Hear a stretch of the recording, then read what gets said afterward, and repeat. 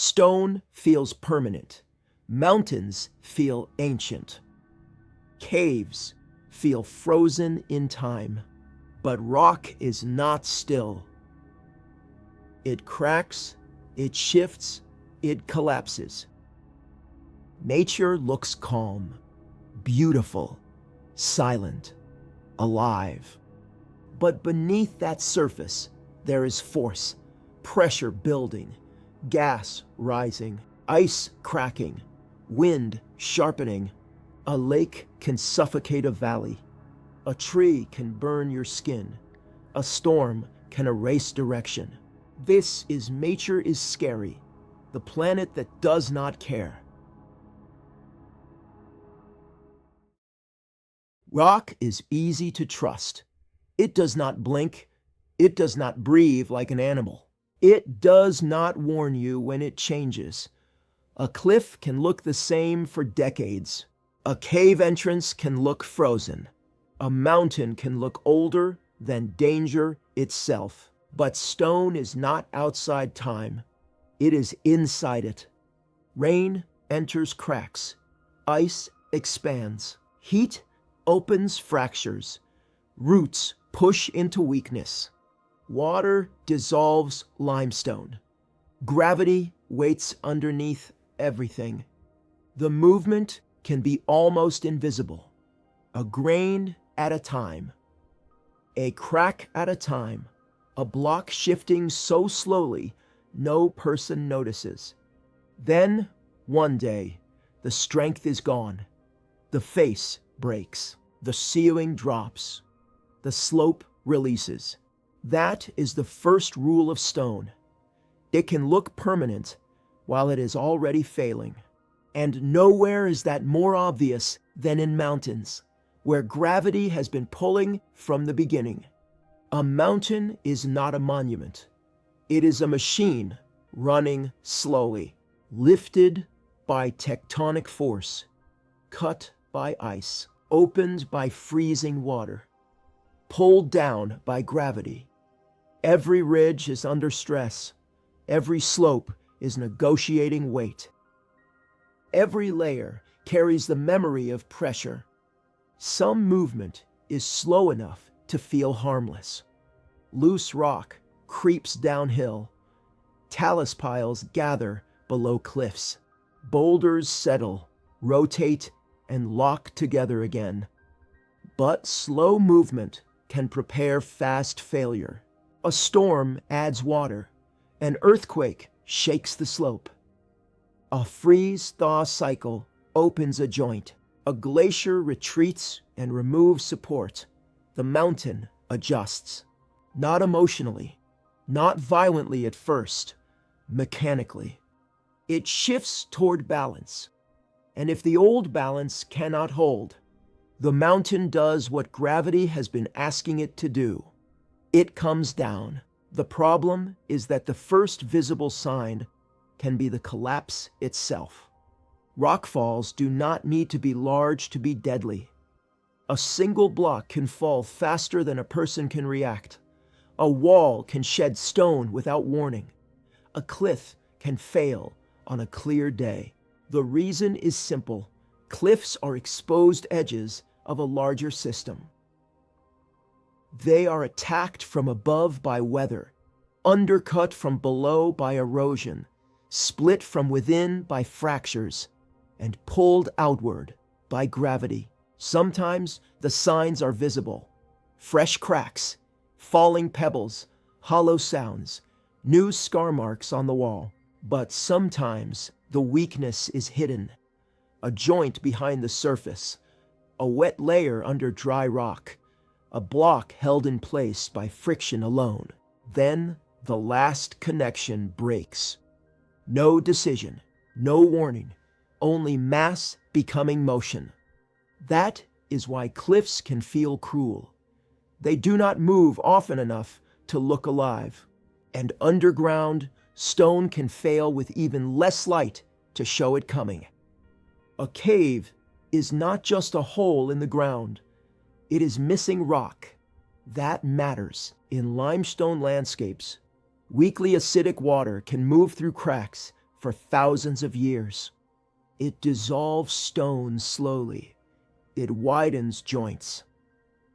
It builds chambers where solid ground used to be. The result can be beautiful. Columns, curtains, flowstone, vast rooms hidden beneath forests and roads. But the same process creates voids, ceilings with weight above them, passages shaped by water that may return, floors made from sediment that can shift.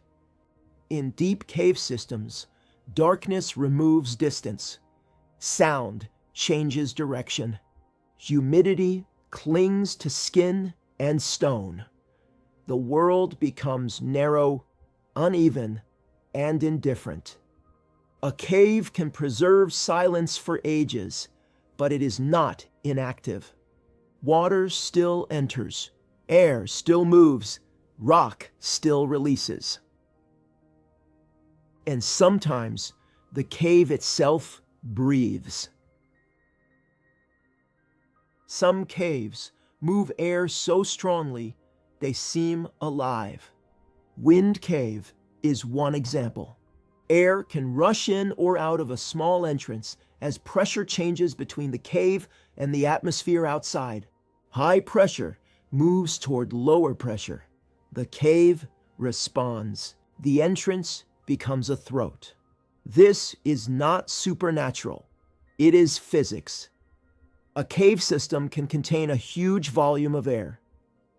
That hidden air mass adjusts, sometimes gently, sometimes fast enough to be heard and felt. When weather changes above ground, that hidden air mass adjusts. Other cave air can be dangerous in different ways. Radon can seep from rock. Carbon dioxide can gather in low areas. Oxygen can become limited in enclosed spaces. The air below ground is not automatically the air above ground. That is what makes caves unsettling. They are not empty rows. They are sealed systems with pressure, chemistry, and darkness working together. And in one kind of cave, beauty itself can hide conditions the human body cannot handle for long. The cave of crystals beneath Nica, Mexico looks impossible. Giant gypsum beams cross the chamber, transparent, massive, slowly grown in mineral-rich water over immense time. It looks like a place outside danger, but the danger is the environment itself. When exposed, the chamber is extremely hot. The humidity is crushing. The air feels heavy because the body cannot cool itself normally. Beauty becomes pressure. Every breath costs more. Every minute matters. The crystals did not form for us. They formed because water, heat, minerals, and time stayed balanced long enough to build something enormous. Then human access changed the balance. Pumps lowered water. A sealed mineral world briefly opened. That is the strange truth of some underground places. They can be beautiful because they are hostile, stable because they are sealed, and deadly because the conditions that built them were never meant for human survival. Above ground, stone can look less magical, but it can still move like a river. Some landscapes look like rivers that stopped moving. Boulders poured down a valley, stone filling a slope, a current made of rock. But in some places, the movement is not finished. Rock glaciers can creep downhill as ice, debris, and gravity work together. Block fields can shift under freeze and thaw. Boulder streams can settle and rearrange slowly over time. To the eye, they look frozen. To geology, they are active. A person sees a field of stone. The mountain sees a slow transfer of mass. This is the hidden scale problem of nature. Some danger is too fast to escape. Some change is too slow to notice. Both can reshape the same landscape. Stone rivers remind us that movement does not have to look like motion. A slope can flow without water. A valley can carry rock without a flood.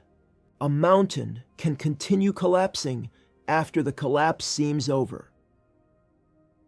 And beneath the largest ice sheet on Earth, entire mountains have been hidden so completely that they almost disappeared from human imagination. Some mountains do not tower above the horizon. They are buried beneath it. Under the Antarctic ice sheet, hidden ranges, valleys, and basins lie sealed from direct view. The Gamburtsev Mountains are one of the most famous examples. They are mountains without a visible sky, a range preserved in darkness under kilometers of ice. That image changes what a mountain means. Stone does not have to be seen to shape the world. The bedrock beneath ice can influence how ice flows. Valleys can guide movement. Buried ridges can slow it, redirect it, or hold it back. Even hidden stone is not passive. It controls pressure. It holds memory. It waits beneath weight. From cliffs that release without warning, to caves that breathe, to crystal chambers that punish the body, to stone rivers that creep through time, the lesson is the same. Rock is not dead. It is only slow. And when slow systems finally move fast, the world above them learns too late.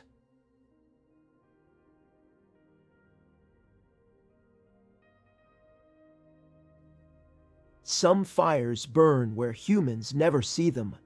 Underground, underwater, inside fractured Earth systems. And beneath the surface, heat never truly stops moving.